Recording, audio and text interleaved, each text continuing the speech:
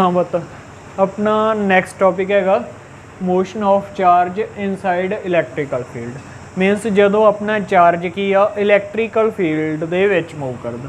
Suppose कर लो बता आप इलैक्ट्रिकल फील्ड लाता, ठीक है, इधर नैगेटिव नैगेटिव नैगेटिव तो इधर positive positive positive positive positive, ठीक है। इलैक्ट्रिकल फील्ड अप्लाई करता, ठीक है। आ एक्स एक्सिस है जिथे मेरा इलैक्ट्रॉन मूव करता, इत्थों कोई इलैक्ट्रॉन मूव करता आ रहा, ठीक है, समझ लग गई। मैं इनू क्यों ही मनूंगा, ठीक है। होगा कि इत्थों तो ये उत्ते कोई चीज़ इफैक्ट नहीं ला रही ना, ठीक है, समझ लग गई। जदों ये चार्ज मूव कर रहा तो यदी वेलोसिटी कितनी आ, वेलोसिटी की इक्वल होंदी है डिसप्लेसमेंट बाय टाइम। तो ये मान लो एक्स एक्सिस से मूव कर रहा तो यदी वेलोसिटी की होगी D X by D T, ठीक है, समझ आई। तो मेरे को टाइम की वैल्यू वैसे ही कढ़ के रख लें, आप अगे यूज़ करांगे एक्स बाय वी, ठीक है जी, समझ आ गई। हुण जदों भी बच्चे ये मेरे इलैक्ट्रिकल फील्ड दे विच एंटर कर गया तो आप नैगेटिव चार्ज इलैक्ट्रॉन नूं की करूगा, रिपैल पर नूं धक्कूगा, तो ये इनू की करूगा अट्रैक्ट, ठीक है। तो ये पाथ के उत्ते कोई ना कोई इफैक्ट पैना चाहिए, ठीक है। तो की होगा ये इस तरीके नाल मूव करन लग जू ना, इधर नूं आई जाऊगा, ठीक है, क्योंकि वो पॉजिटिव वन ही अट्रैक्ट हो जाऊगा, ठीक है बच्चे। वो सपोज कर लो आ वाई एक्सिस आ, ठीक है, तो वाई एक्सिस से इधर नूं मूव कर लिया वाई, ठीक है। वाई की वैल्यू फाइंड आउट करनी है भी किधर नूं किन्ना को उधर नूं गया, ठीक है। इत्थों तक समझ आई, ठीक है। आप फॉर्मूला लाने होंने S is equals to U T plus half A T square, याद आ, ठीक है। वाई डायरैक्शन वन्नी मूवमेंट कितनी है उहदी एस, की वाई डायरैक्शन वन्नी कोई वेलोसिटी सीगी उहदी,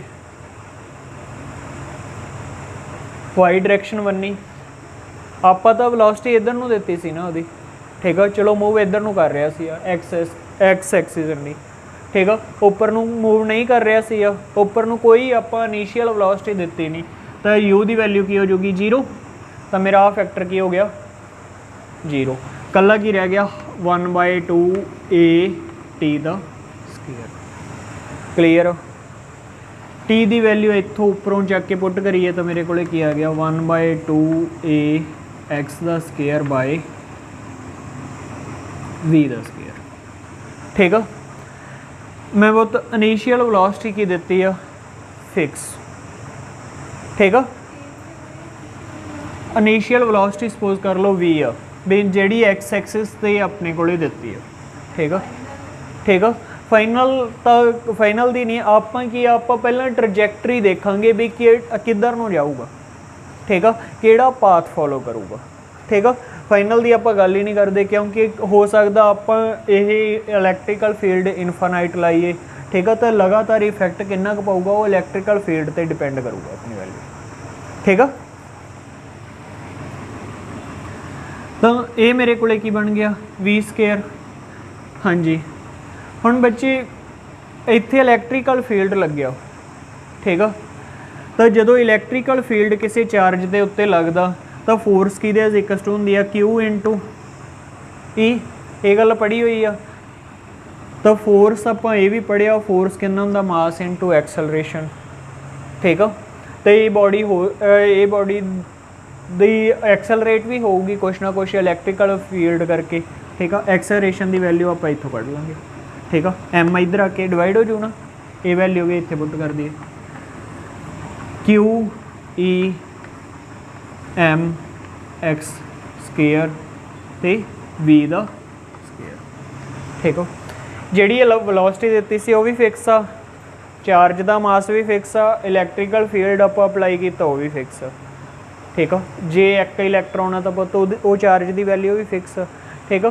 तो ओवरऑल मेरा पाथ जो वाई वाला पाथ आ वो डायरैक्टली प्रोपोर्शनल आ रहा एक्स स्केयर दे, इत्थों की चीज़ फाइंड आउट हो रही है भी वाई वाले पासे ਜਿਹੜੀ मेरे मोशन होगा, ਜਿਹੜਾ पाथ होगा बच्चे इलैक्ट्रॉन का ਜਾਂ मेरे चार्ज का, ठीक है, वो की होगा पैराबोलिक होगा।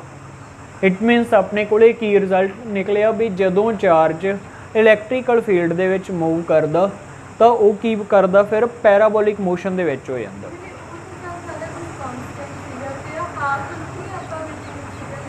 हाफ भी कॉन्सटेंट ही है पुत्त, हाफ तो हुंदा ही कॉन्सटेंट आ, ठीक है। 1 2 3 ਜਿਹੜੇ नंबर होंगे वो तो कॉन्सटेंट आ, उन्होंने एक फिक्स वैल्यू आ, सारा कुछ ही कॉन्सटेंट है, ठीक है। एक्स के स्केयर के उत्ते कोई इफेक्ट नहीं, ਜਿਹੜਾ इधर ਨੂੰ पाथ आ, इधर ਨੂੰ पोजीशन कितनी चेंज हो रही है, वो हाफ के नाल ਤਾਂ रिलेशन नहीं ना कोई भी रखती, ठीक है। मेन आपां की देखना बुत वाई वाले पासे ਜਿਹੜਾ मेरी पोजीशन ਕਿਹੜੇ ਵੇ ਨਾਲ चेंज हो रही है, एक्स ਤੇ ਕਿਵੇਂ डिपेंड कर रही है, वो एक्स के स्केयर ਤੇ डिपेंड कर रही है। तो ਜਦੋਂ भी कोई चीज़ स्केयर ਤੇ डिपेंड करती है ਆਪਾਂ बढ़िया वो मोशन ਕਿਹੜਾ ਹੁੰਦਾ, ਉਹ पाथ ਕਿਹੜਾ ਹੁੰਦਾ, सॉरी वो ਹੁੰਦਾ पैराबोलिक पाथ, ठीक है। समझ आई इतों तक बच्चे, ये मैं वैसे ही करवाता बेस जिहा बनाने वास्ते, ठीक है, वैसे कोई बाहला जरूरी एडा है नहीं गा। हाँ जी नैक्सट हुण सपोज कर लो बच्चे, जरूरी तो नहीं आप इलैक्ट्रिकल फील्ड के अंडर ही मूव कराई जाने, वो मैगनैटिक फील्ड दे विच भी मूव कर रहा कर सकदा। हुण जे मैं किसी चार्ज नूं मूव करावां इनसाइड मैगनैटिक फील्ड,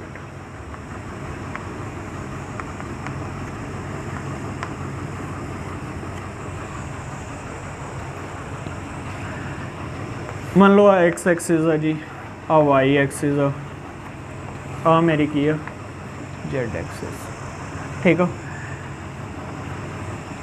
तो हुंदा की है बुत, जे मैं मैगनैटिक फील्ड वाई एक्सिस ते लाया, ठीक है, तो मेरा चार्ज की है, मेरा चार्ज हैगा एक्स एक्सिस से किसी एंगल ते इधर नूं आउंदी वेलोसिटी, ठीक है, वी दी वेलोसिटी इधर नूं, तो वह मैगनैटिक फील्ड एक्सिस नाल एंगल बना रहा थीटा, ठीक है।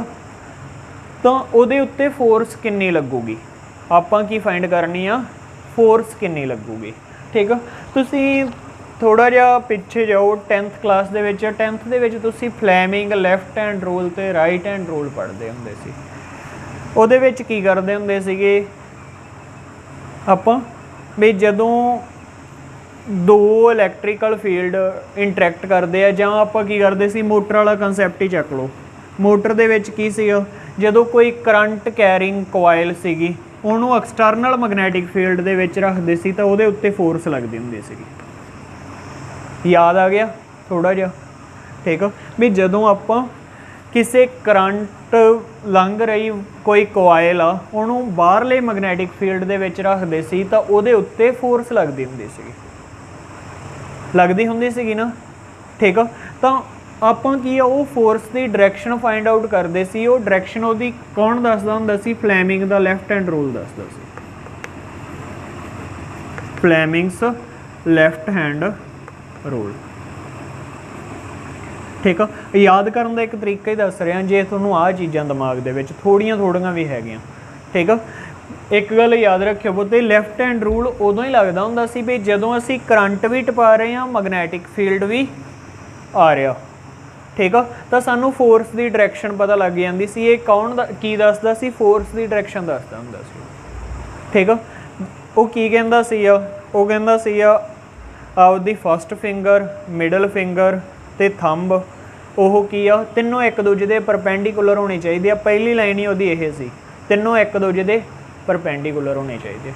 इट मीनस मेरा जिहड़ा मोशन आ वो मेरे मैगनैटिक फील्ड के परपेंडिकुलर होना चाहिए। इट मीनस हुण तां मैं वेलोसिटी इधर नूं दित्ती आ, इहदा परपेंडिकुलर कंपोनेंट किहड़ा बनूगा, आही ना पुत्त वेलोसिटी वाला कंपोनेंट, ये की होऊगा वी साइन थीटा। तो मेरी फोर्स की किहड़ी जगह ते आऊगी, वो किते इधर होगी, ठीक है। तो हुण मेरी फोर्स किहड़े किहड़े फैक्टरां ते डिपेंड करूगी, एक तो मैगनैटिक फील्ड ते डिपेंड करूगी, ठीक है जी, समझ आई। एक बच्चे ਜਿਹੜਾ ਅਸੀਂ ਚਾਰਜ ਮੂਵ ਕਰਾ ਰਹੇ ਹਾਂ ਉਹਦੇ ਡਾਇਰੈਕਟਲੀ ਪ੍ਰੋਪੋਰਸ਼ਨਲ ਜਿੰਨਾ ਚਾਰਜ ਜ਼ਿਆਦਾ ਹੋਊਗਾ ਬੱਚੇ ਉਹਨਾਂ ਚਾਰਜ ਦੇ ਉੱਤੇ ਇਫੈਕਟ ਵੀ ਤਾਂ ਪਊਗਾ। ਠੀਕ ਆ। ਤੇ ਤੀਜਾ ਕੀ ਆ, ਇਸ ਫੈਕਟਰ ਤੇ ਸਾਈਨ ਥੀਟੇ ਵਾਲੇ ਕੰਪੋਨੈਂਟ ਤੇ ਵੈਲੋਸਿਟੀ ਦਾ ਕਿਹੜੇ ਕੰਪੋਨੈਂਟ ਤੇ ਜਿਹੜਾ ਮੇਰੇ ਮੈਗਨੈਟਿਕ ਫੀਲਡ ਦੇ ਪਰਪੈਂਡੀਕੂਲਰ ਆ। ਠੀਕ ਆ, ਸਮਝ ਲੱਗ ਗਈ। ਇਹ ਲੈਫਟ ਹੈਂਡ ਰੂਲ ਤੋਂ ਹੀ ਦਿਮਾਗ ਦੇ ਵਿੱਚ ਰੱਖ ਲਿਓ ਜੋ ਵੀ ਆਪਣੇ ਕੋਲੇ ਪਰਪੈਂਡੀਕੂਲਰ ਵਾਲਾ ਫੈਕਟਰ ਹੀ ਚੱਕਣਾ। ਠੀਕ ਆ। ਤੀਜਾ ਕਿਹੜੇ ਫੈਕਟਰ ਤੇ, ਵੈਲੋਸਿਟੀ ਦੇ ਕੰਪੋਨੈਂਟ ਤੇ।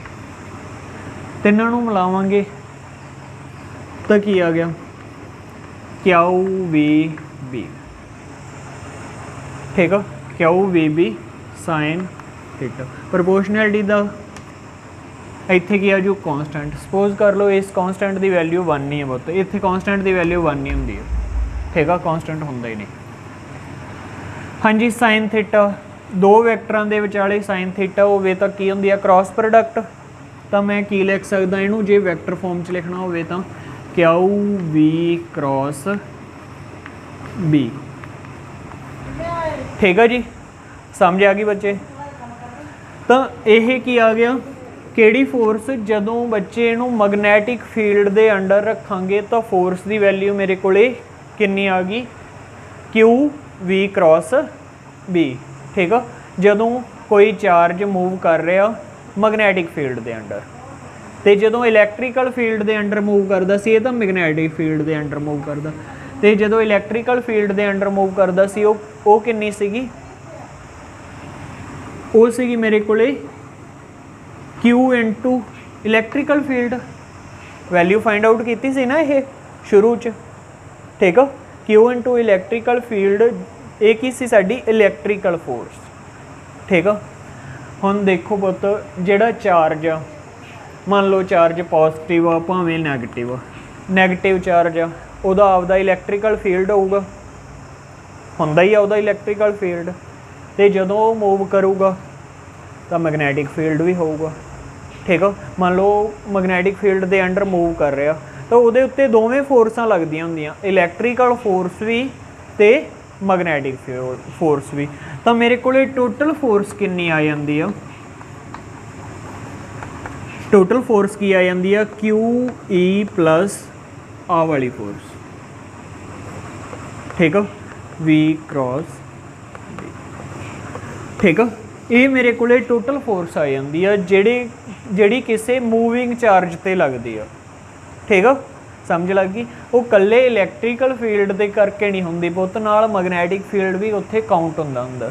ਠੀਕ ਆ, ਤਾਂ ਇਹ ਕੀ ਆ, ਲੋਰੈਂਟ ਨਾਂ ਦੇ ਬੰਦੇ ਨੇ ਦਿੱਤੀ ਸੀਗੀ, ਲੋਰੈਂਟਸ ਟਰਾਂਸਫਰ ਫੋਰਸ ਕਹਿੰਦੇ ਹੁੰਦੇ ਇਹਨਾਂ ਨੂੰ, ਇਸ ਐਕਸਪ੍ਰੈਸ਼ਨ ਨੂੰ। ਠੀਕ ਆ, ਉਹਨੇ ਦੱਸਿਆ ਸੀ ਵੀ ਜਦੋਂ ਕਿਸੇ ਕੋਈ ਚਾਰਜ ਮੂਵ ਕਰ ਰਿਹਾ, ਠੀਕ ਆ, ਤਾਂ ਉਹਦੇ ਉੱਤੇ ਟੋਟਲ ਕੀ ਆ, ਇਲੈਕਟ੍ਰੀਕਲ ਤੇ ਮੈਗਨੈਟਿਕ ਕੰਪੋਨੈਂਟ ਦੋਵਾਂ ਕਰਕੇ ਫੋਰਸ ਲੱਗ ਪੈਂਦੀ। ਸਮਝ ਆਈ ਬੱਚੇ। ਠੀਕ ਆ, ਇੱਥੋਂ ਤੱਕ ਓਕੇ ਜੀ।